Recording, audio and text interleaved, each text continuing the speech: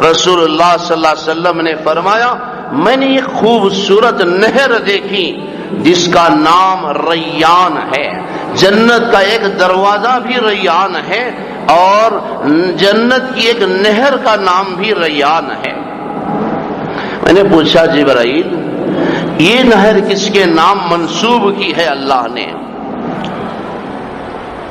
جبرائیل نے عرض کیا اور اللہ کے رسول صلی اللہ علیہ وسلم فرماتے میں نے دیکھا اس نہر پر بہت خوبصورت شہر آباد ہے، اس نہر کے اطراف و اکناف خوبصورت ایک عظیم شہر آباد ہے، اور اس شہر کے 70,000 دروازے ہیں جو مٹی گارے سے نہیں، جو لکڑی سے نہیں، جو کسی اور چیز سے نہیں بلکہ سونے چاندی سے بنائے گئے تھے۔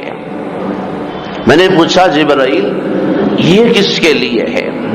جبرائیل نے بڑے ادب کے ساتھ عرض کیا یا رسول اللہ صلی اللہ علیہ وسلم یہ آپ کی امت کے ان حفاظ کے لیے ہے جنہوں نے قرآن کو اپنے سینے میں بسایا، جنہوں نے قرآن کو اپنے دل کے اندر اتارا۔ یہ حافظ قرآن کے لیے ہے، یہ نہر اللہ تعالی حافظ قرآن کو عطا کرے گا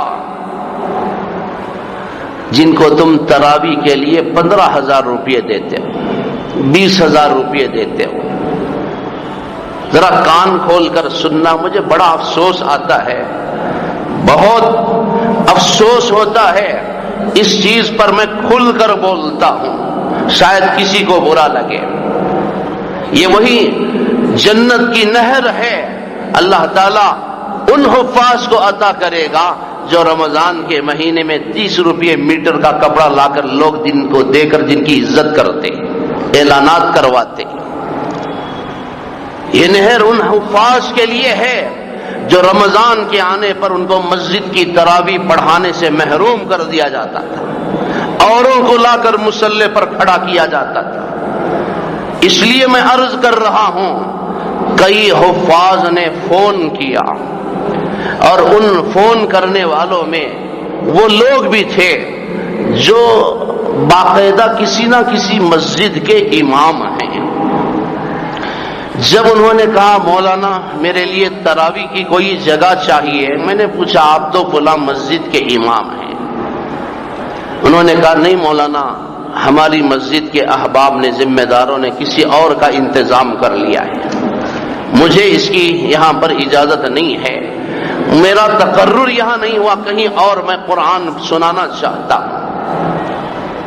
میں ایک مسئلہ ہر سال عرض کرتا ہوں، جائیں آپ کسی بھی عالم دین سے پوچھیں، کسی بھی مفتی سے پوچھیں، کسی بھی اہل علم سے اس مسئلے کا سوال کریں کہ مسجد کے ممبر اور محراب کا سب سے بڑا حقدار اس مسجد کا امام ہوتا ہے، اور تراویح پڑھانے کا حقدار صرف اس مسجد کا امام ہوتا ہے۔ اس کی مرضی کے بغیر کسی کو اس بات کی اجازت نہیں ہے۔ جب مسجد کا امام حافظ قرآن ہے، وہ سالہ سال سے امامت بھی کر رہا ہے، قرآن بھی سنا رہا ہے، مسجد کے ذمہ داروں کو بالکل اس بات کی گنجائش نہیں ہے، اجازت نہیں ہے، حق نہیں ہے، آگے بڑھ کر کہوں گا تو ان کے لیے جائز نہیں ہے کہ اس مسجد کے امام کے مرضی اور اس کی اجازت کے بغیر کسی اور حافظ قرآن کو لا کر مصلی پر کھڑا کریں اور اس سے تراویح پڑھاویں۔ جب تک وہ اجازت نہ دے، اس کی اجازت کے بغیر کسی اور کا تقرر جائز نہیں ہوتا، یہ اس کا حق ہے۔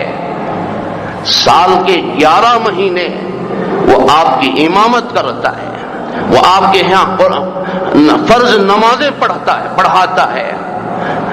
فرض نمازوں کے مقابلے میں تراویح کی اہمیت کم ہے، تراویح یہ سنت ہے اور نماز 5 وقتہ نماز فرض ہے۔ فرض نماز پڑھانے والا حافظ قرآن کیا تراویح پڑھانے کا حل نہیں ہوگا؟ اب لوگوں کا ایک شوق ہے، کیا کریں مولانا، سال کے 11 مہینے یہی آواز سنتے ہیں، کچھ الگ سننا چاہتے ہیں۔ اور میں کہوں گا افسوس ہے ایسے ان لوگوں پر جو یہ رائے دیتے ہیں، جو یہ کہتے ہیں، شاید کبھی وہ آ کر سوائے ختم قرآن کے دن کے کبھی وہ تراویح بھی نہیں پڑھتے۔ یہ رائے دینے والے، یہ مجرم کبھی یہ تراویح نہیں پڑھتے۔ ایسے لوگ یہ رائے دیتے ہیں، 5 وقتہ نماز پڑھ کے پوری تراویح پڑھنے والے لوگ کبھی یہ نہیں کہتے۔ لوگوں کا شوق ہے، کیا مذاق بنایا ہے، کیا ممبر و محراب پر بھی اپنے شوق کو چلاؤ گے؟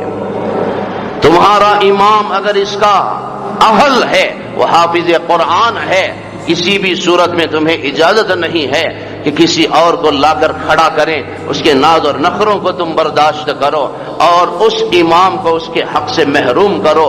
جو ذمہ دار یہ کرتے ہیں اللہ کی بارگاہ میں وہ پکڑے جائیں گے، اللہ کی بارگاہ میں ان کو جواب دینا پڑے گا۔ اللہ کے رسول صلی اللہ علیہ وسلم نے فرمایا، میں نے حافظ قرآن کی وہ عزت دیکھی، آج تم اس کی کیا قیمت لگاتے ہو؟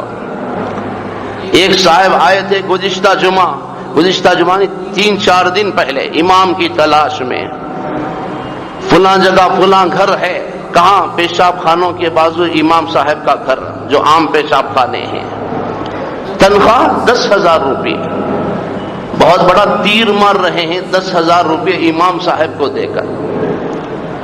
افسوس ہے، کب ہماری قوم کو ہوش آئے گا، کب ان کو عقل آئے گی، کب یہ کچھ اچھا سوچنے کے یہ قابل بنیں گے، کب اللہ ان کے اندر وہ صلاحیت پیدا کرے گا۔ قرض حضور اکرم صلی اللہ علیہ وسلم نے جنت کے ان مناظر میں حافظ قرآن کی ان عظمتوں کا، عزتوں کا مشاہدہ فرمایا۔ اللہ تعالیٰ قیامت کے دن اسی حافظ قرآن سے کہیں گے کہ میرے بندے دیکھ، میں نے تجھے کائنات کی سب سے بڑی دولت عطا کی تھی، میں نے تیرے دل اور قلب کو میرے کلام کا عرش بنایا تھا، تو نے 6,666 آیتیں اپنے دل میں تو نے بسائیں، تو نے ان کو یاد کیا۔ لوگ تیری قدر نہیں کرتے تھے، لوگ تیرے مقام کو نہیں پہچانتے تھے، لوگوں نے تیری عزت اور عظمت کو نہیں پہچانا۔ ان کے نگاہ میں کافروں کی تو وقعت تھی، ان کی نگاہ میں حرام کھانے والوں کی تو وقعت تھی، لیکن تیری کوئی عزت نہیں کرتا تھا۔ میری عزت اور جلالت کی قسم، آج تیرے اعزاز سے کوئی نہیں روک سکتا، آج تیرے آگے بڑھنے سے کوئی تجھے منع نہیں کر سکتا، آج تیری بلندی میں اور تیری ترقی میں کسی قسم کی رکاوٹ نہیں آ سکتی۔